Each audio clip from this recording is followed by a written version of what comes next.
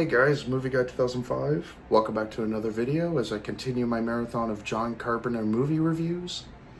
And by the time you'll be seeing the reviews of this one and the next one, In the Mouth of Madness, I've basically covered a good chunk of his filmography at this point because I believe there's a decent amount left after that. But anyway, this is a review of the 1993 made-for-television horror comedy anthology, Body Bags. Zip yourself in tight. Let's go ahead and start, shall we? So basically, the film consists of 3 different stories, and I'll be describing each one. So the first story is the gas station, where it concerns a woman named Anne, who's a college student. She starts her job at this all-night gas station in Haddonfield, Illinois. Yes, the same Haddonfield, Illinois as in the Halloween movies. A serial killer is on the loose, and as random customers arrive at the gas station, Anne becomes increasingly worried, increasingly more paranoid. She can't figure out who the killer is. She's like unsure of which one is which is the killer, who's not. Then she comes to later find out that it's this guy named Bill who's carrying the sledgehammer here. And Bill chases Anne throughout the gas station, and it ends with a confrontation between them.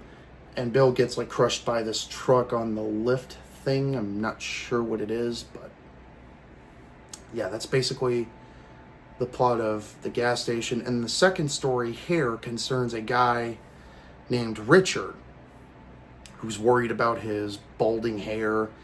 He wants more hair, so he wants to get a miracle hair transplant by this guy named Dr. Locke, who Richard wants the procedure done, and after it's done, Richard is thrilled that he has a lot more hair.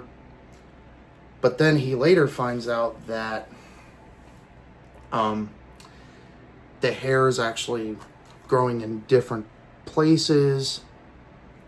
He starts to get increasingly sick and ill, and he starts to fall apart and discovers the hair is actually alive. So that's basically the plot of Hair. And the third and final story is where it concerns a baseball player named Brent, who gets in a car accident and he loses his eye and he gets an eye transplant, and then he discovers that the eye is actually from a serial killer that was recently executed. So he starts to see the killer's visions, and he starts to have violent urges, and he believes that it's taken over him, taken over his mind and body, what have you. And he basically tries to regain control of his own body. And yeah, that's basically the plot of And of course, the segments with John Carpenter as the zombie coroner? Or coroner? I don't know how you say it, but yeah. This is a really fun movie, very fun anthology. I mean, you have 2 horror icons. I mean, John Carpenter and Tobe Hooper. You have a lot of recognizable people in this. I mean, you have Mark Hamill, David Naughton, Twiggy, Sheena Easton, Deborah Harry of Blondie, David Warner. And you also have cameos by Wes Craven, Tobe Hooper, and Roger Corman, legendary producer, guy who founded New World Pictures. I mean, just such a great cast. I mean, oh, of course, Stacy Keach as well, and Robert Carradine. So many recognizable names. I thought this, the stories were simple, but pretty fun and pretty effective, I would say.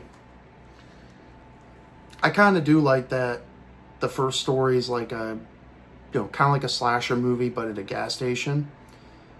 And hair is kind of simple, but pretty cool. It reminded me of The Fly with Jeff Goldblum from '86, where a fly got into one of the telepods, and Jeff Goldblum seemed normal at first, and then he was starting to fall apart, and it was increasingly taking over his body. Kind of similar to this in a way. And I gotta say, probably my favorite segment in the movie is the one with Mark Hamill, Luke Skywalker himself. Other than, of course, the segments with Carpenter, which I'll get to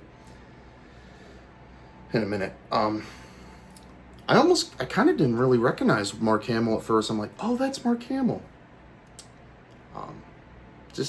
I thought he did a really good job. I think everyone else did a really good job acting-wise and performance-wise.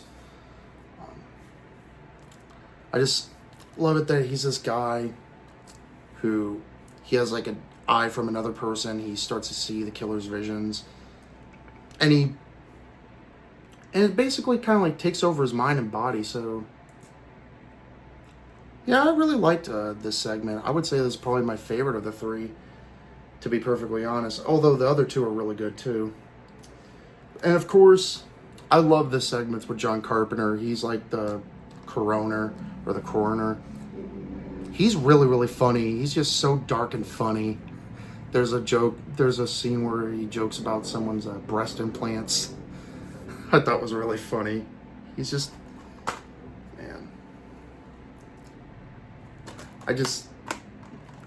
man. John Carpenter, I think he definitely has a sense of humor, in my opinion. Really good sense of humor, in my opinion, I would say.